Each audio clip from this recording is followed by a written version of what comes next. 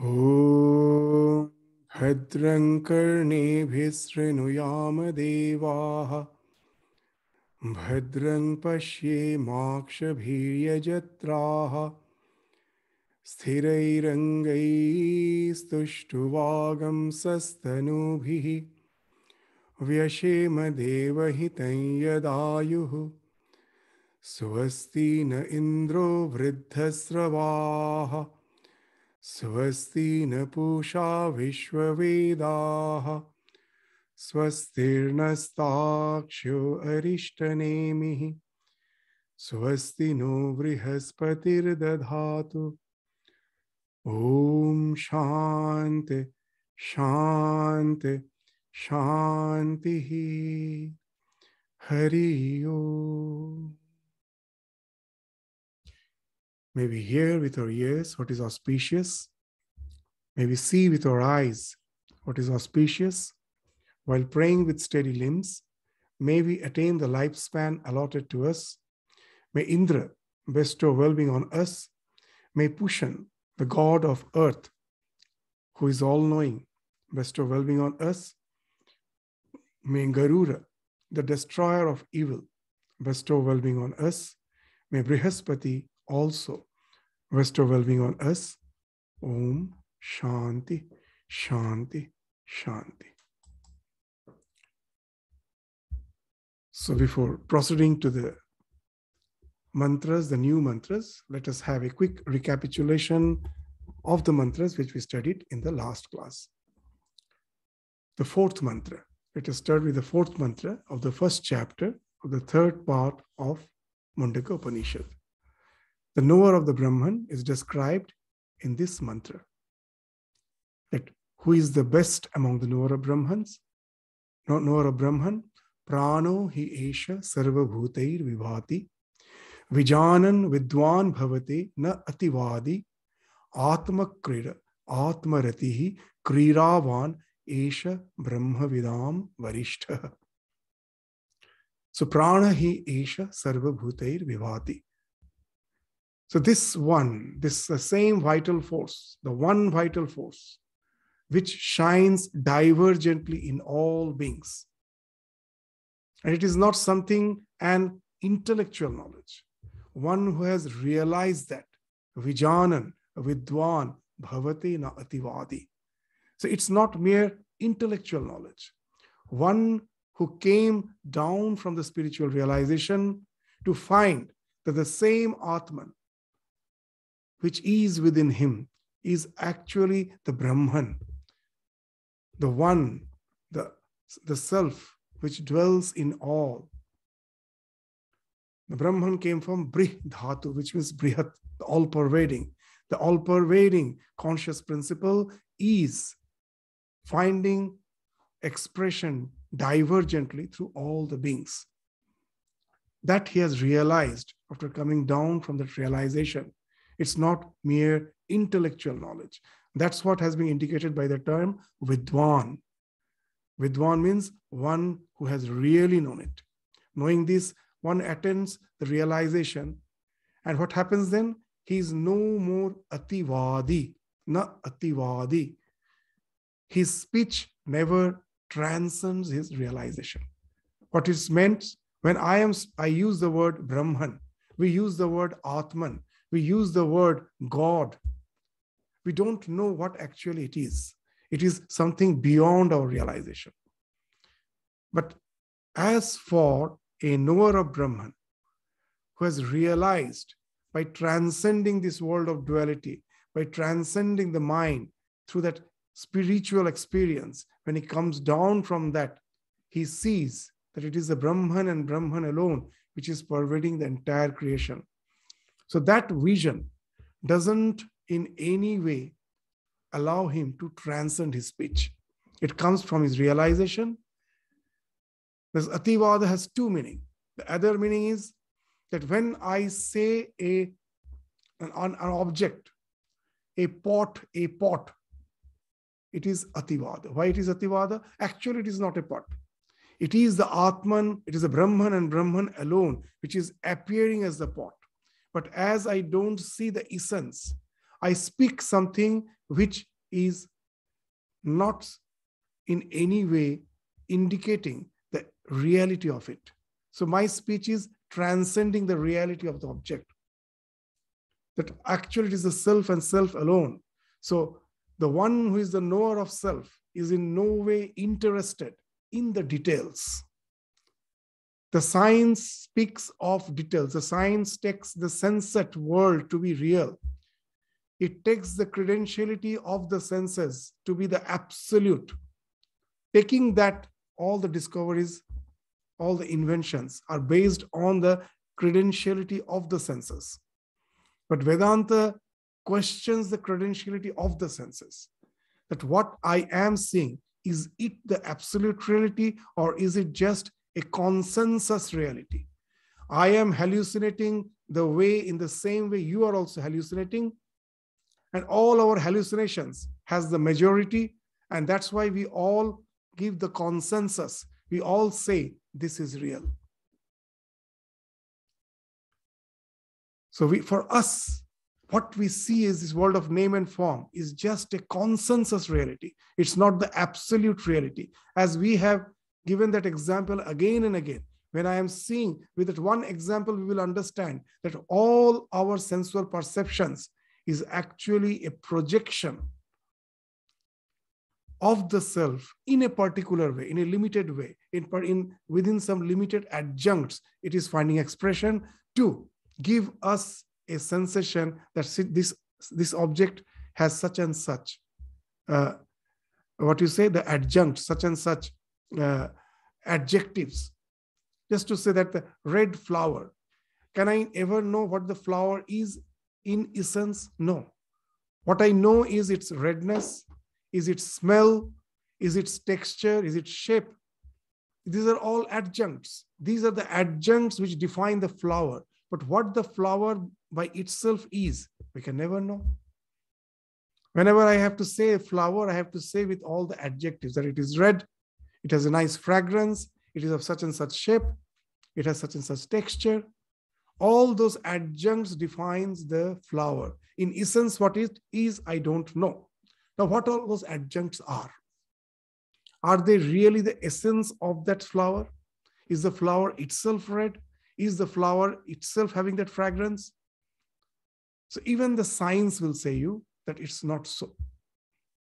That's why the Vedanta now stands in a very strong footing, because it is based on scientific experiences. What the scientific result is, experience speaks of? That the redness is not out there when I see a red flower. It is not out there. What it is there, I don't know. When the light falls on it, the light has no colors. It has a various wavelengths. All those wavelengths of light fall on that flower. All are absorbed. A particular wavelength is reflected back. That also has no color. It comes and strikes your eyes. The function of the light wave stops on your retina. It doesn't reach your brain. The moment it touches the retina, as per the color of light, as per the wavelength of light, it gets converted into a particular frequency of nerve impulse, optic nerve impulse. It is this optic nerve impulse which is going to the dark section of your so-called brain, which is the organ of your mind. It is not the mind, it is the organ through which the mind is as if working. So, and where it is going, there is no light. It is completely dark. It is just few nerve impulse going there.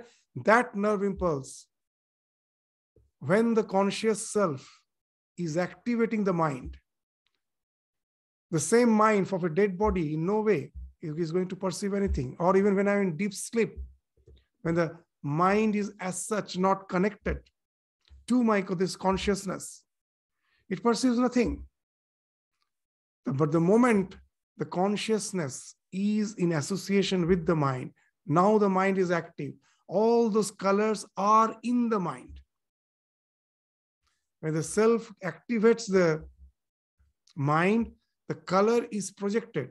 The moment it gets stimulated by that particular type of nerve impulse, the color is as if projected. The self in the form of the color is being projected to envelop that flower to give you the sense that it is red. So it is the self alone which is finding expression as the world, being limited by various adjuncts. Why it is limitation? Because a particular wavelength only reveals a particular aspect of the entire reality. It's not the entire reality which is finding expression. It is just limited. The self which has infinite possibilities, it's of that infinite possibilities, only a particular aspect of that infinite possibilities is being revealed through that perception. So that way, all the things which I'm seeing is the self and self alone being limited by all the so-called this various limiting adjuncts to give me the sense of this world of name and form.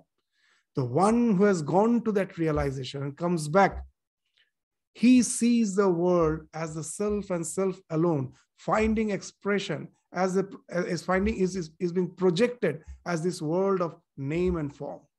So he sees the self and self alone. As in the Chandogya Upanishad, it has been stated, Yatha Soumya Ekena Mritpindena Sarvang Mrinmayang Vigyatang Syat Vacharambhanam Vikara Namadheyam Mrittika Ityeva Satyam. What it is speaking of, that with clay, when the potter makes various pots, some may be a tumbler, some may be a pot, some may be a dish. There can be thousands of various type of potteries, utensils. As per the form, I may designate it with a particular name. As per its artha kriya, as per its utility, I may give a particular name. As per its utility, as per its shape. But in essence, it is clay. So as per our day-to-day activity is concerned, as per the vyavahara is concerned, it has some name and form. But atyantika, its reality, is clay and clay alone. So the one who has came down from the realization is no more baffled by the so-called name and form. He sees the essence behind each and everything. To give another example to understand this idea, that when I see a snake in the rope, because of the twilight hours, I am seeing it as a snake. As long as I see it as a snake, all the analysis about the nature of the snake, that what's its color, what length it is, that what type of snake it is, whether it is venomous or not, all this research can go on as long as I am being deluded that it is a snake. But the one who is not seeing it as a snake, the one who is seeing the rope as the rope, for him, does all those details have any meaning? He is not seeing at all. He is seeing the rope as rope. He knows there is no snake at all. Then how come the analysis of all the such details come into existence? The one who is deluding it as a snake, he is taking the credentiality of his senses as true, and that hallucination becomes a reality, and for him the details do matter. Just the way the science, after taking the credentiality of the senses, whatever is being projected, now it is bothered about the details. But Vedanta is bothered about the essence. It's not in search of the details. The thing which is projected, which as such has no substantial reality, why should I waste time in just finding out the details? I am quite convinced of the fact that it is the self and self alone which is being projected as this universe. And it is temporary. As long as my ignorance persists, it appears as that. When the ignorance is gone, I am the self alone. That is my ultimate nature. So why to waste time in this temporal existence by analyzing the world? As Sri Ramakrishna used to say, the one who wants to test the mango is in no way bothered in counting the branches and the leaves of a tree. So he wants to taste the essence. So the one who wants to taste the essence is in no way bothered about the details. So what happens in his life? His life becomes totally permeated by the divine. He speaks only of that essence of the self, which is palpably perceived by him as the only reality. All other speech falls off. As in another Upanishad, it has been indicated, Anya Vacha Vimunchata. All other speech falls off. So he never speaks anything apart from the self. That is one of the meaning of Ativada. And another meaning of Ativada is, as we indicated, that as he has realized the self, that the self is finding expression, is manifesting as the entire universe. This is no more just an intellectual conviction. It's a matter of realization. So his speech in no way transcends the realization. So these are the two meanings of the word Ativada. So the one who is established in the self, whose speech doesn't transcend the realization, then what are the signs and symptoms which finds expression through his life? What are the behavioral traits which finds expression through his life? That is being indicated in the next line. That the realization is something subjective. I cannot know what other person's realization is. But because of the realization, his behavioral pattern changes. From the behavioral pattern, I can assume that he is a realized soul. So what are those behavioral patterns which indicates that he is a realized soul? So in Vedanta, they speak of these two types of anubhuti, realization. One is swasangvedya and another is parasangvedya. Swasangvedya is your own subjective realization that no one can relate to, what I'm feeling within.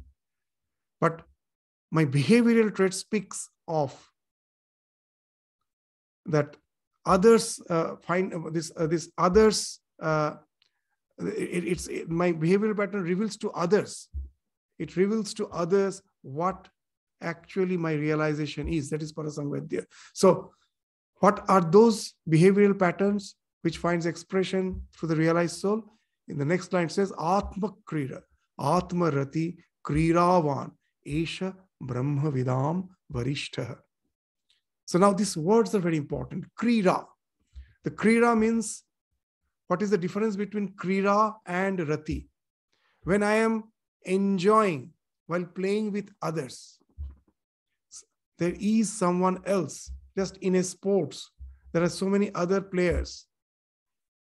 So that is Krira. And Rati, I am alone, deeply thinking of something, some pleasurable thing which I have enjoyed previously. I'm just thinking, and that is giving me delight.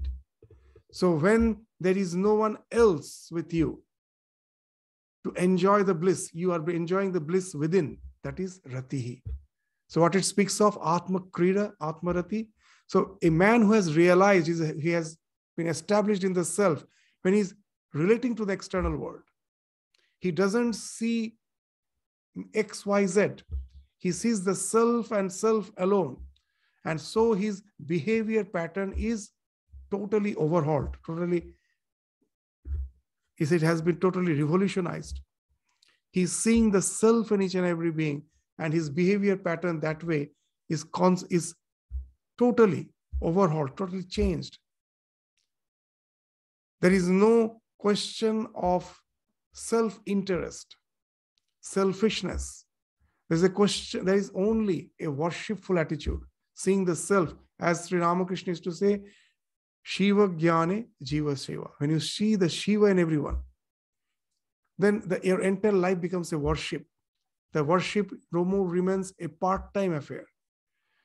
You just don't restrict your worship to just a particular part of your day, to particular acts, to particular rituals, to particular meditation process. Throughout the day, with whom I am interacting, whatever I am doing, it becomes a worship. But that's what's meant by the word Atma Krira. So when I'm moving out, I see the self and I am worshipful towards the entire creation. Atmarati, when I am with myself, within myself, I am again enjoying the self, my own, the essence of my being, by diving deep into it, by associating with it. I am in full bliss. So that is Atmarati. The next word is Kriravan. Now for us, those who have not realized, they can try to be Atma Krira and Atmarati through endeavor. I try to see the self in others, though I am actually not seeing. I'm just trying. It is my sadhana. Atmarati, when I am alone, I'm trying to contemplate on myself. So there is a question of endeavor. But Kriravan speaks, one is an adept. As he has realized, there is no endeavor in his life. That spontaneously he is Atma Krira, spontaneously he is Atmarati. That when he's dealing with the world, spontaneously he is Atma Krira. He's seeing the self in all and relating to the world by seeing the self in everyone. And when he's within himself, spontaneously, he's deep within himself, enjoying the bliss of the self. So that's what is meant by the word Kriravan. As Sri Ramakrishna used to say, Je nachte jane tar betale pa porena. An adept dancer never puts his step out of the rhythm. His steps is never falls out of the rhythm. As he is an adept dancer, he spontaneously, his legs will be on the rhythm. The one who is learning, he has to place his steps on the rhythm consciously. With each and every attempt should be there to consciously be in the rhythm. But for the Kriravan, he is an adept dancer. Just whenever the music is there, his steps will fall in rhythm spontaneously. That speaks of Kriravan. That he's in the spontaneity is something which finds expression through his life. He doesn't do anything, calculate, he doesn't calculate and do anything. It happens spontaneously. What he does becomes the ideal for others. His spontaneous life becomes the sadhana for others. So that's what is being indicated by the word Kriravan. So these spiritual practices become something spontaneous for him. When you find such a person in whom that spontaneity is finding expression, know it for certain that he has known the self. This behavioral pattern shows that deep within him, he is a realized soul. That is his sasang vedya. He has realized that. And that is finding expression through the behavioral pattern. So that's being indicated in the fourth mantra of the first chapter of third part of Mundaka Upanisad. So the knower of Brahma is being described in that. Who is the best among the knower of Brahman? The one who has realized, for whom the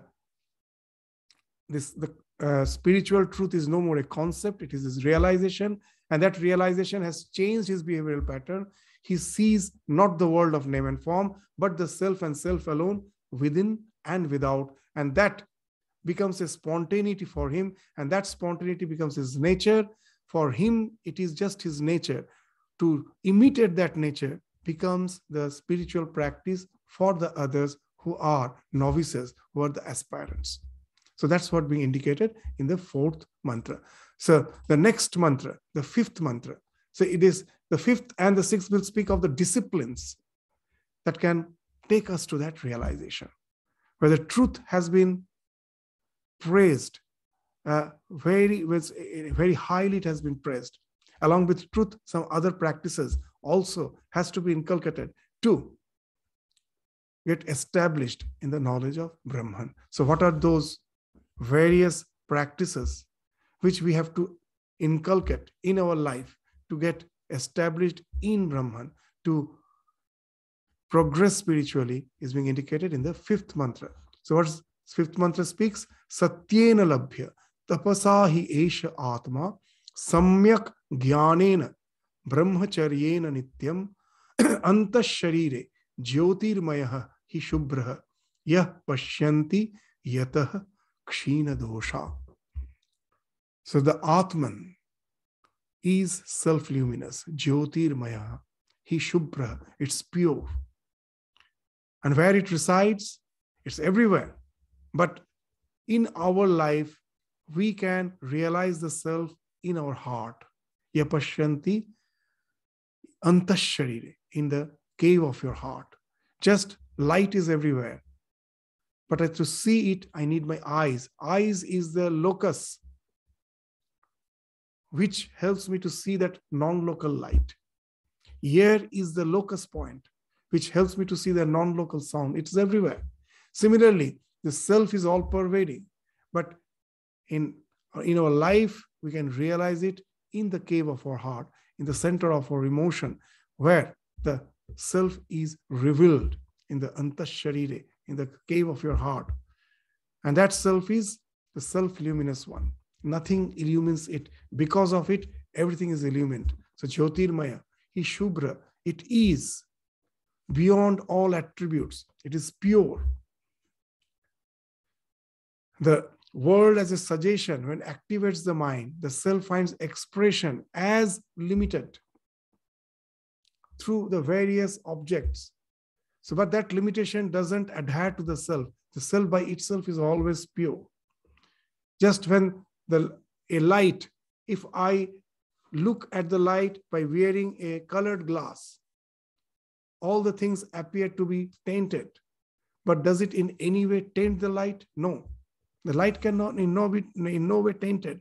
It is my instrument of perception that is actually tainted, that has the taint, which makes the light to be tainted, but it is not tainted.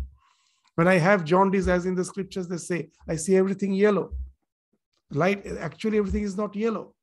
It is my own dosha, my own abnormalities, my own dross, that gives the appearance of all those limiting agents. But the self is always pure. It is Shubhra. And how it is that Shubhra, the self, which is pure, which is self-luminous, can be seen in the cave of your heart when all the dosha has fallen off, when all the is the so-called sin, the impurities have fallen off. Who can see it? Yataya, a sannyasin. A sannyasin doesn't mean just the one who has left his hearth and home. The real sannyasin is the one who is established in renunciation. From his mind, all the things has fallen off. He is detached.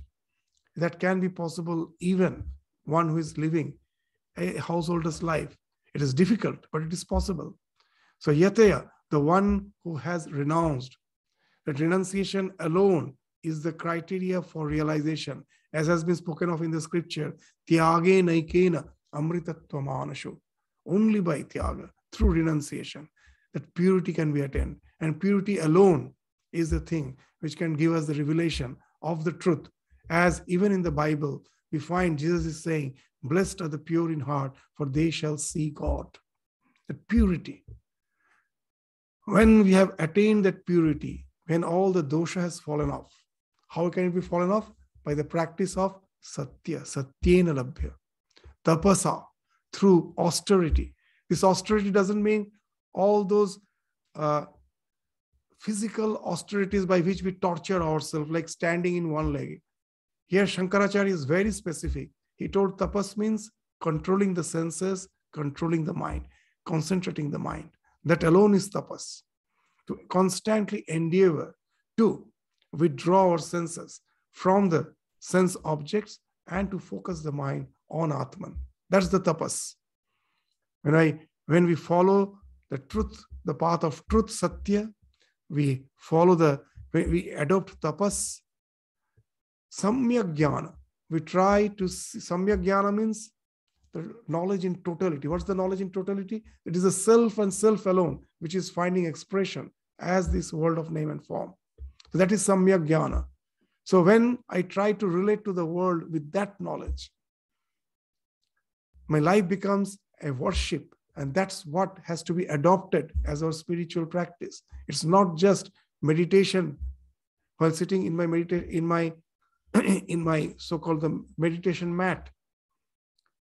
throughout the day, whatever I am doing, as if it is my encounter with the self. With that attitude, we have to interact with the world in all our activities. And that is Samyak Jnana. And Brahmacharya means you're so much absorbed, so intently absorbed in your contemplation of yourself, the Brahman, that other things naturally falls off. You don't have to forcefully control your senses, senses. That, as Sri Ramakrishna used to say, the more you go towards the east, the west automatically falls behind.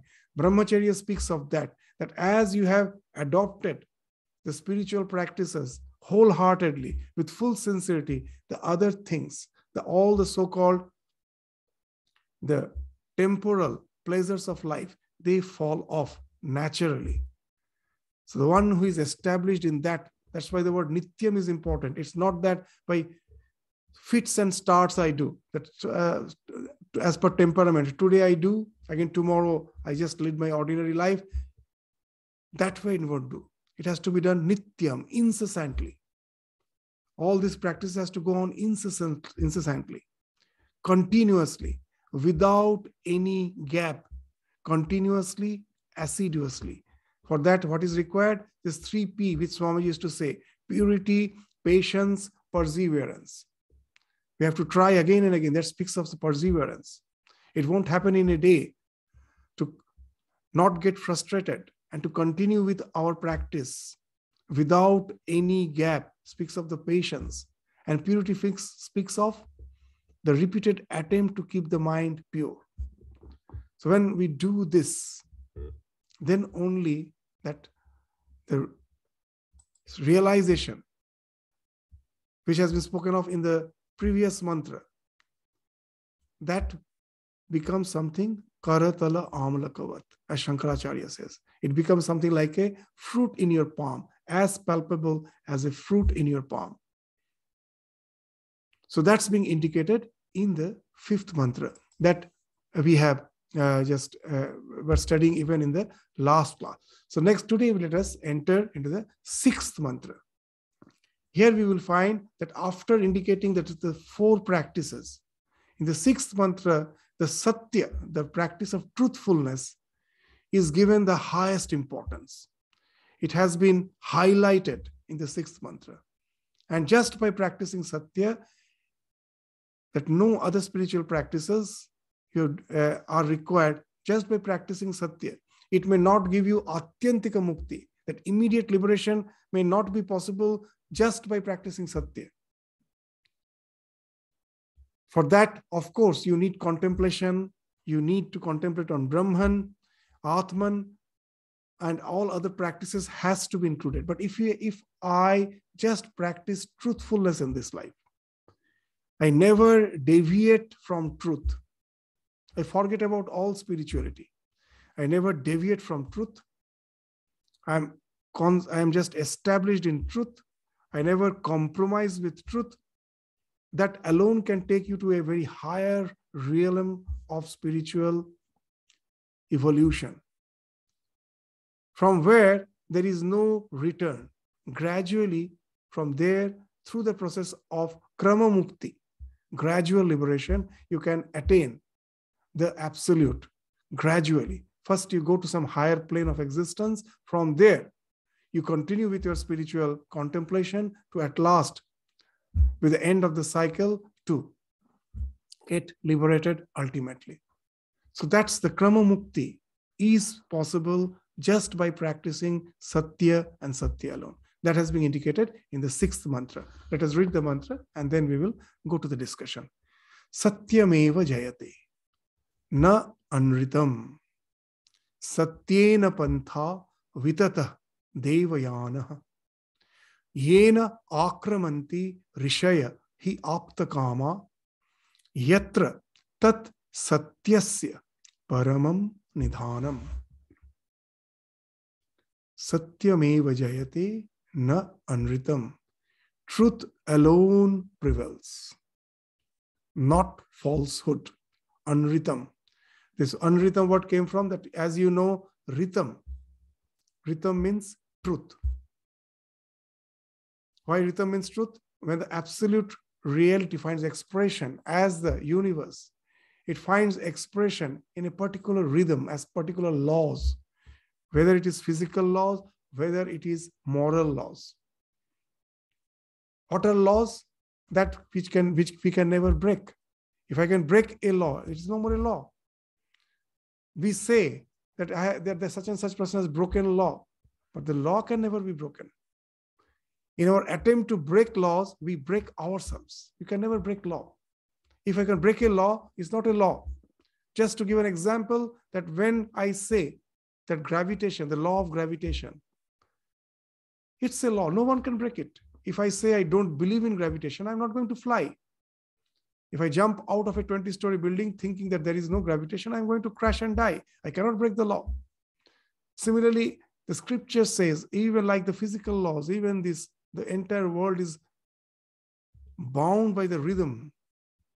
The absolute finds expression as the laws. Just to give a common example, take an iron bar.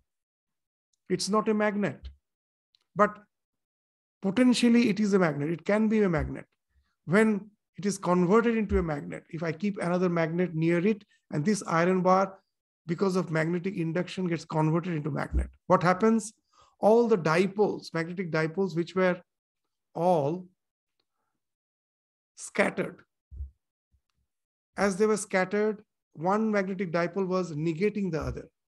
Now, when I keep another magnet near it, all the dipoles get aligned in such a way that all the north poles are in one direction and the south poles are in another direction. So the iron bar now behaves like a magnet.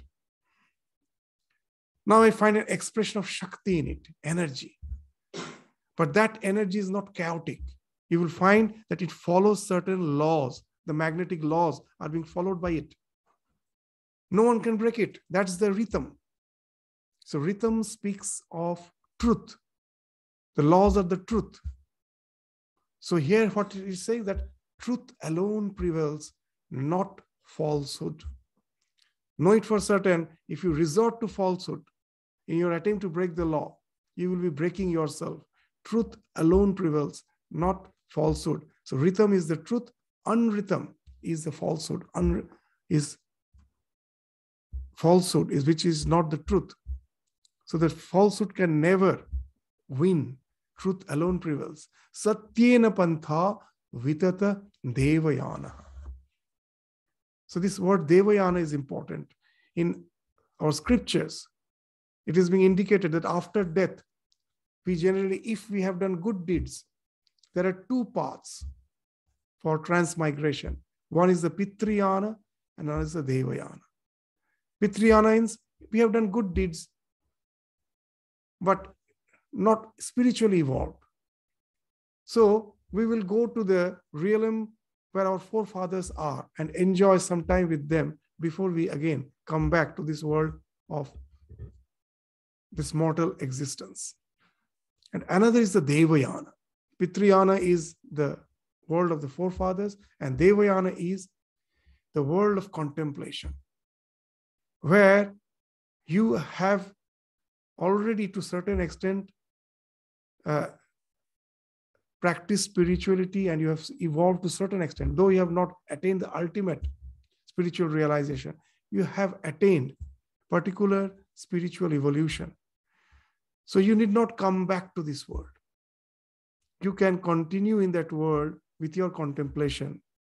And from there, the contemplation can lead you to the ultimate realization.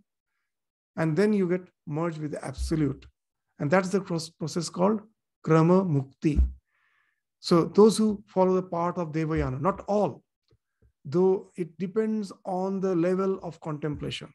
To give an example, you will understand what Devayana speaks of. In this life, there are persons who have already developed a type of absorption, particular absorption.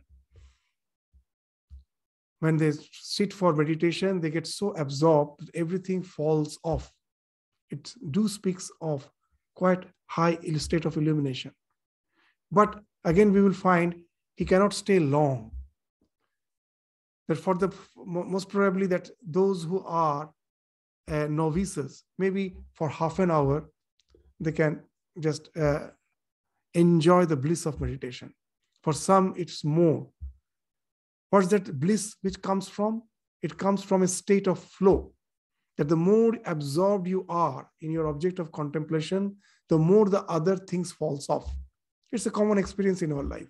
The more we are concentrated in something, the other things falls off. Like your hunger, thirst. In your day-to-day life, there are so many other ways. Those who are extremely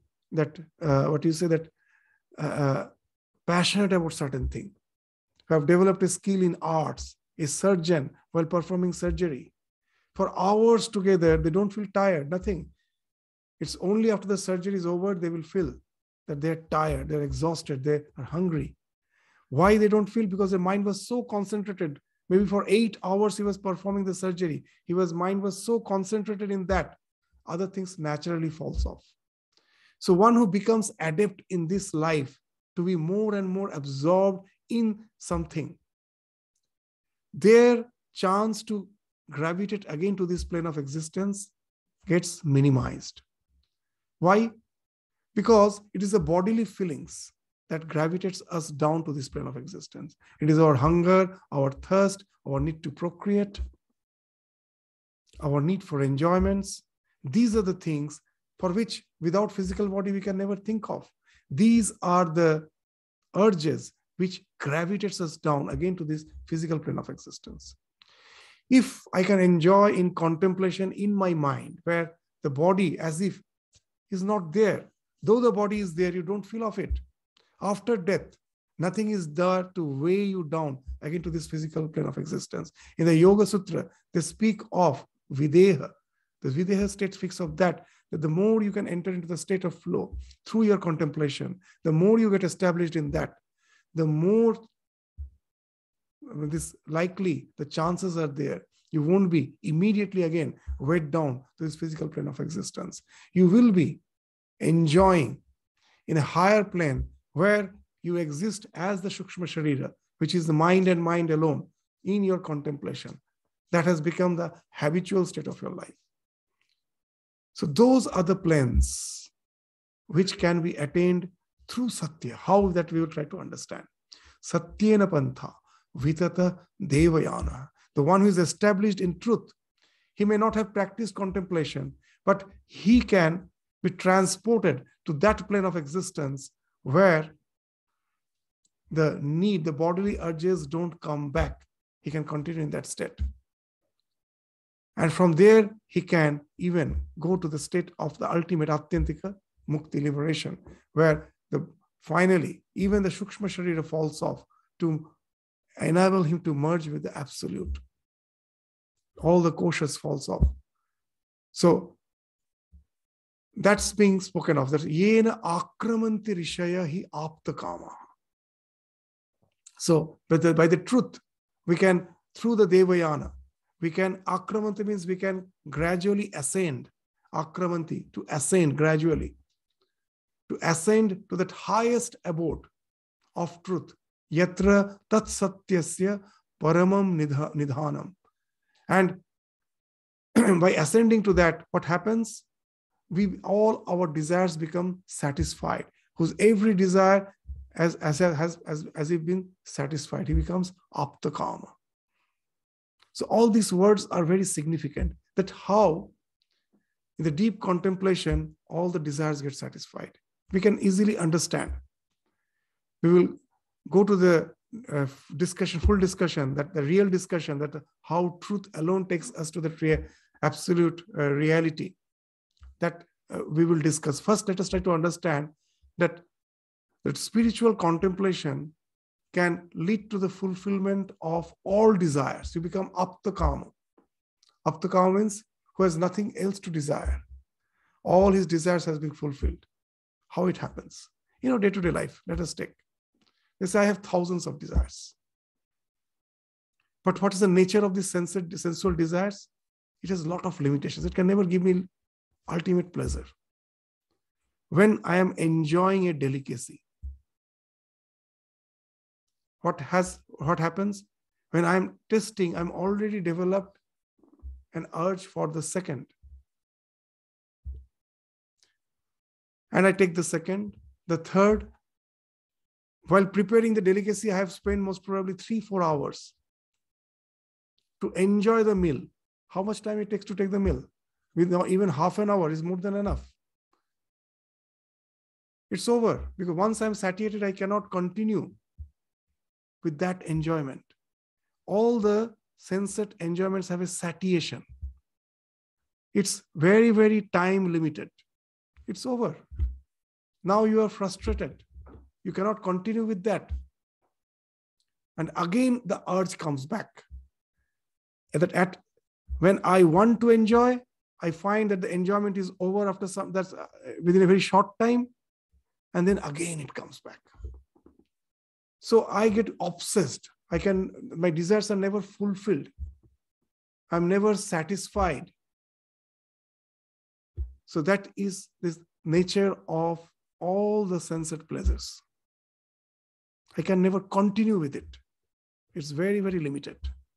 But now let us come to the other type of nature, which is not exactly sensate pleasure. That I have developed a skill, like playing a musical instrument, or singing classical song, or painting, or even any skills you have to develop, even in skiing. You will find now the time is not the factor. When your skills have met the challenge, and not at the beginning, first you have to develop the skill. The challenge is much higher than your skill. When the skill meets the challenge, you enter into a state of flow. And now the enjoyment is not limited. That just like taking a meal, it is just over within 5 minutes, it's done. Here you can continue. Go on, go on, go on. And when you have developed this type of happiness, the other happiness naturally falls off. You don't have to force.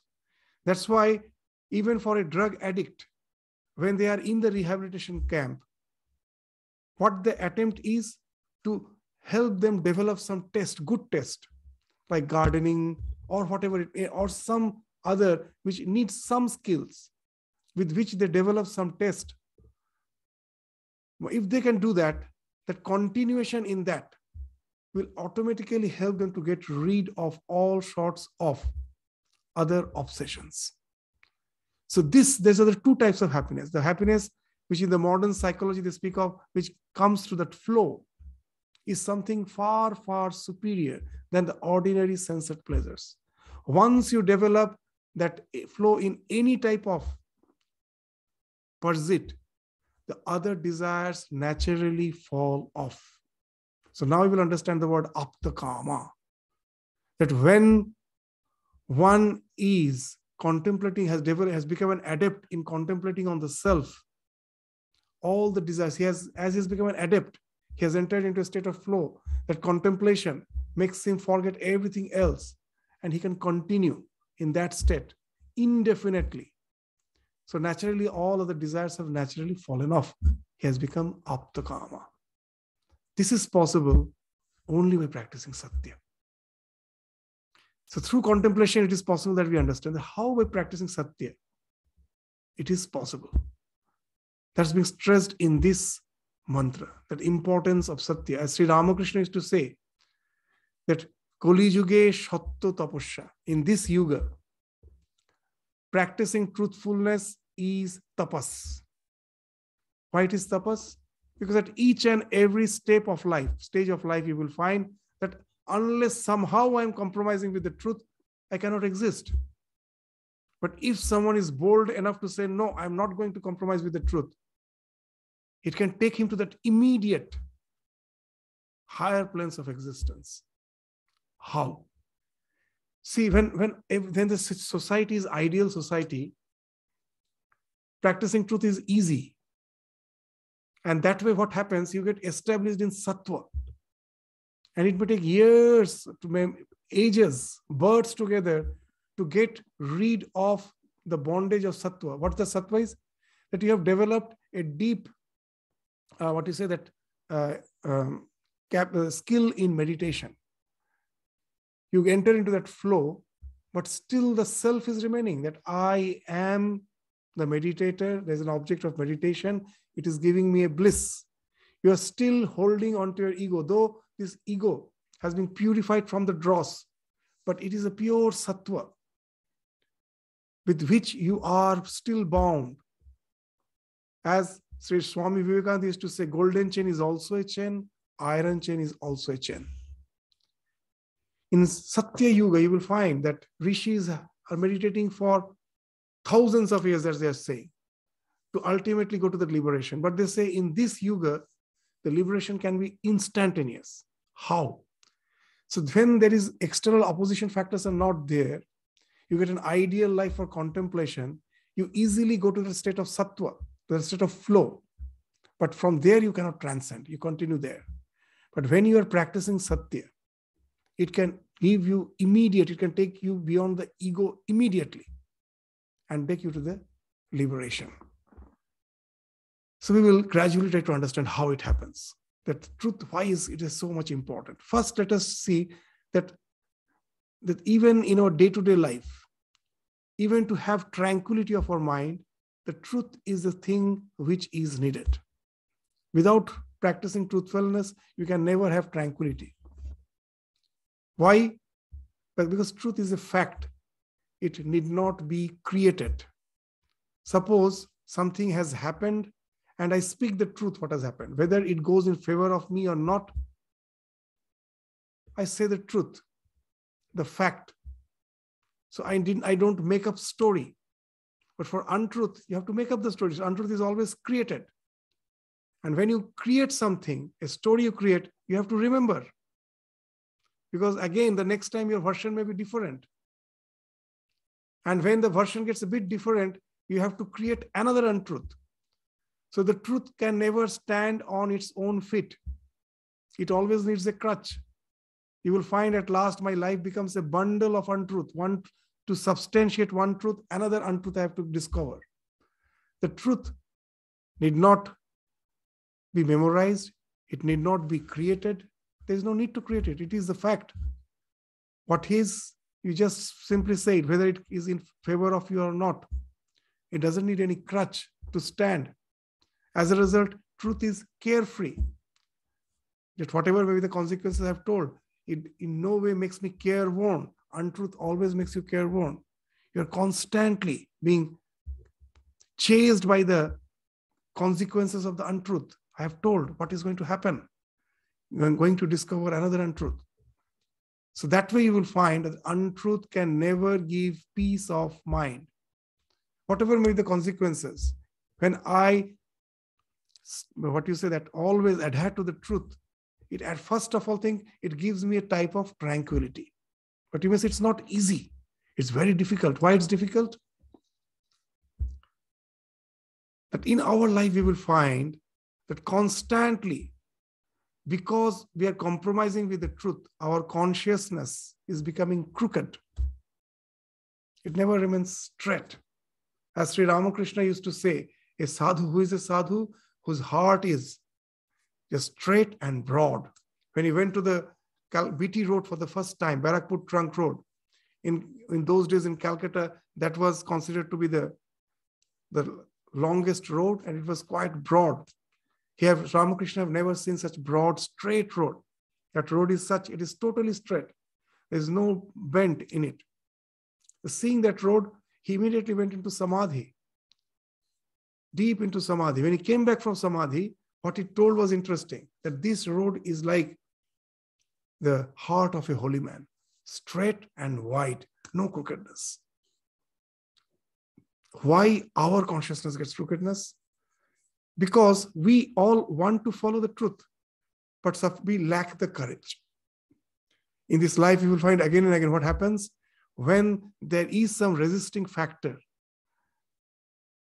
My own selfishness, just to preserve myself, just to save myself, I easily compromise with the truth. To go to the comfort zone, to the security zone, I compromise the truth. Throughout our life, it happens. And immediately, our mind it loses its tranquility. It becomes crooked. It's just like a river. You'll find a river is never straight. It always takes curved path. Why it takes curved path? When it is coming down from the mountains, the moment it finds some rocky terrain, immediately it will turn towards the soft soil. It has a tendency to turn towards the soft soil whenever it finds rocky terrain. Similarly, that in our life, whenever we find that rocky terrain, some huge resistance, immediately we take a deviated path. But in this mantra, it is saying that if you're established in truth, it can take you to the immediate realization. How? The one who loves an ideal is bound to have tremendous courage. Courage comes from love. Love is not feminine. It speaks of strength. It speaks of tremendous strength. It is not effeminate. I won't say feminine. The effeminate means even the one who is feminine need not be effeminate.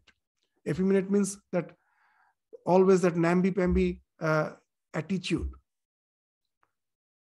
Love doesn't speak of that. We generally think that love is something namby-pamby. No, it speaks of tremendous courage. See the love of the mother, the young mother, when Vivekananda is giving an example, when she's passing through the street, just hearing the barking of a dog, she runs. And the next day, if a lion is in its presence and she's holding the child, today she is ready to give her life for saving the child. From where that courage came? From love. So when we love an ideal, that I will never deviate from truth, it gives a tremendous courage. You become just the way the mother is ready to give the child, that your ideal is as if your child. You protect it that way. Then what happens? Immediately there is a relinquishing of the ego. Our ego speaks of our own security, my own this existence. That's what the ego always speaks of me.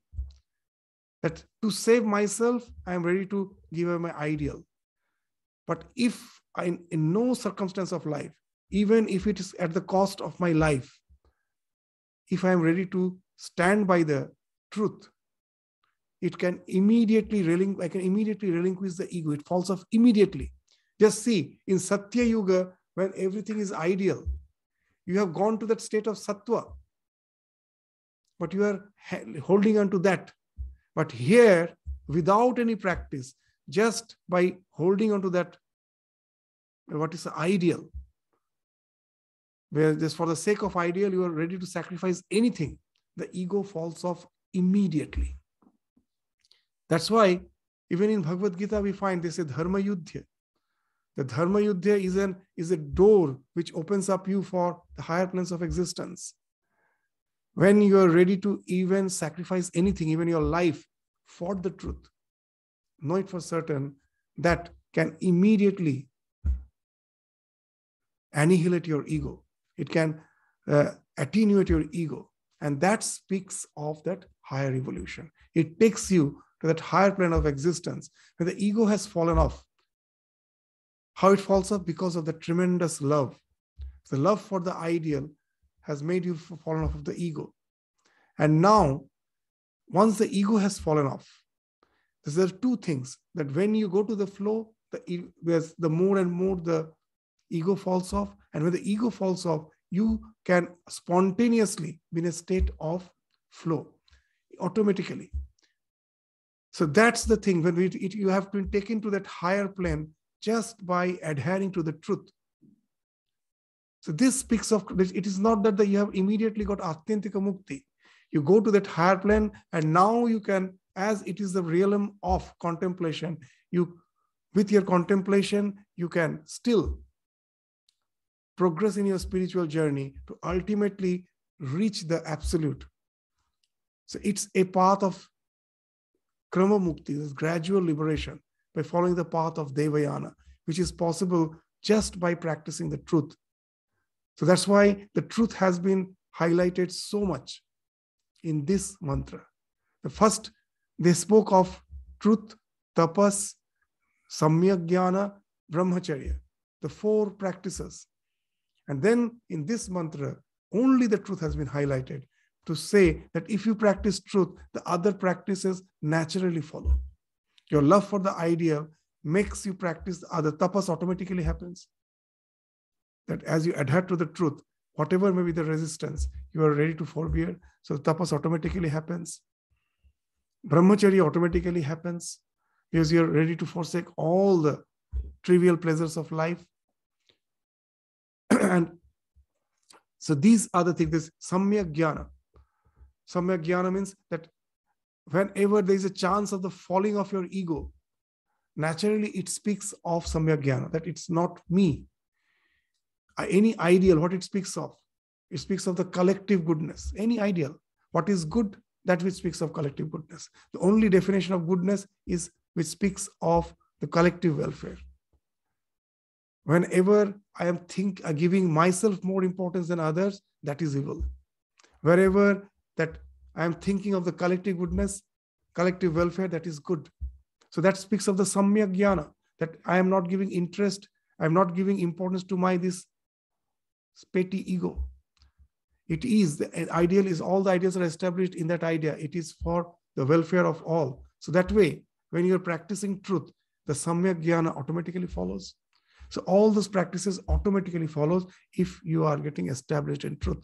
So that's why truth has been given so much of importance, that itself, by practicing the truth alone, it can take you to the higher realm of spiritual existence. And that's why Sri Ramakrishna, again and again, we will find in the gospel is indicating, the je satte royeche she bhagavaner kole shuye ache. The one who is established in truth is as if sleeping in the lap of God. In the simple, plain language of Ramakrishna, that's his saying. That's being indicated in this sixth mantra. So what is that highest abode which is attained by the truth?